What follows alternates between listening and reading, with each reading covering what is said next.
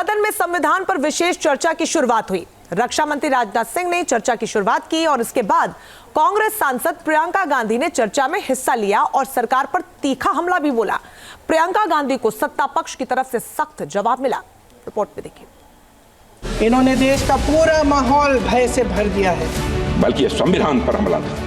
यह हमारे संविधान को सबवर्ट करने का एक महापाप था। अध्यक्ष महोदय, सैकड़ों बार उदाहरण है जब इन्होंने संविधान की धज्जियां उड़ाई। लेकिन हमें यह भी समझने की जरूरत है कि किसने संविधान का सम्मान किया है और किसने संविधान का अपमान किया है।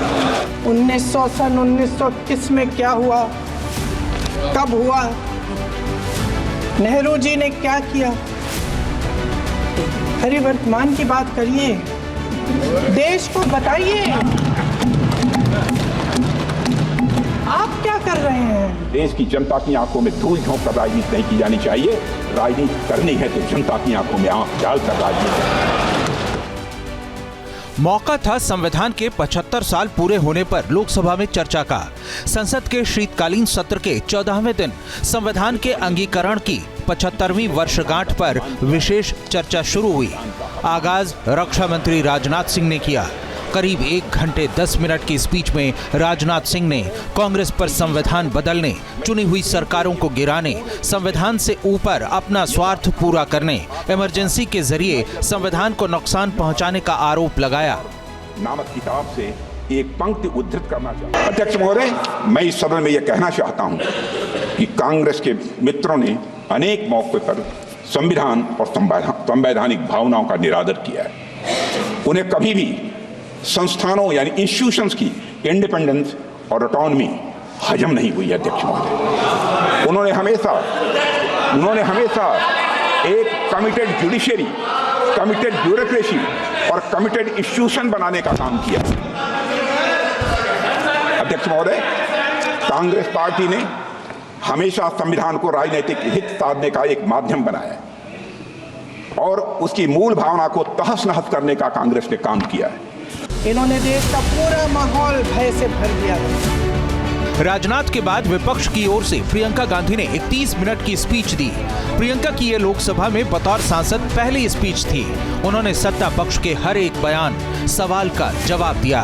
कहा, रक्षा मंत्री संविधान निर्माताओं में नेहरू जी का नाम नहीं लेते, जहां जरूरत होती है वहां जरूर लेते हैं। पिछली बातें मत दोहराएं, बताएं आपने क्या किया। मैं इस सदन को याद दिलाना चाहती हूं कि ऐसा डर का माहौल देश में अंग्रेजों के राज में था। जब इस तरफ बैठे हुए गांधी की विचारधारा वाले लोग आजादी की लड़ाई लड़ रहे थे और उस तरफ वाली विचारधारा वाले लोग भय में रहकर अंग्रेजों के साथ साठगांठ कर रहे थे। लेकिन अध्यक्ष महोदय, भय का भी अपना स्वभाव होता है। भय फैलाने वाले हमेशा भय का खुद शिकार बन जाते हैं। ये प्रकृति का नियम है। आज इनकी भी यही हालत हो गई है। भय फैलाने के इतने आदी हो गए हैं कि खुद भय में रहने वाले हैं, चर्चा से डरते हैं, आलोचना से घबराते हैं। कई दिनों से हम मांग रहे हैं कि चर्चा करिए, लेकिन चर्चा करने की हिम्मत ही नहीं है। जब इन्होंने संविधान की धज्जियां उड़ाई और आज यही कारण है। प्रियंका वाड्रा की स्पीच के बाद सत्ता पक्ष की ओर से केंद्रीय मंत्री राजीव रंजन उर्फ ललन सिंह ने चर्चा में हिस्सा लिया और कांग्रेस पर तीखा वार किया। आप कह रही थी माननीय सदस्य, साहस संविधान ने दिया है। अरे संविधान में तो साहस दिया ही है, और संविधान ने अगर साहस नहीं दिया होता तो हम लोग इमरजेंसी में इतना झेलते कैसे। आपकी प्रताड़ना को हम लोगों ने झेला तो यह संविधान ने ही हमको साहस दिया था, और उस संविधान में हम लोगों ने झेला तो ये संविधान ने दिया है। लेकिन आपने कभी झेला नहीं है।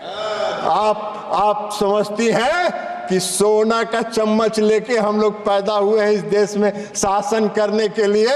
देश की जनता ने कहा कि आप विपक्ष में बैठने के लायक हो, वहीं बैठते रहो।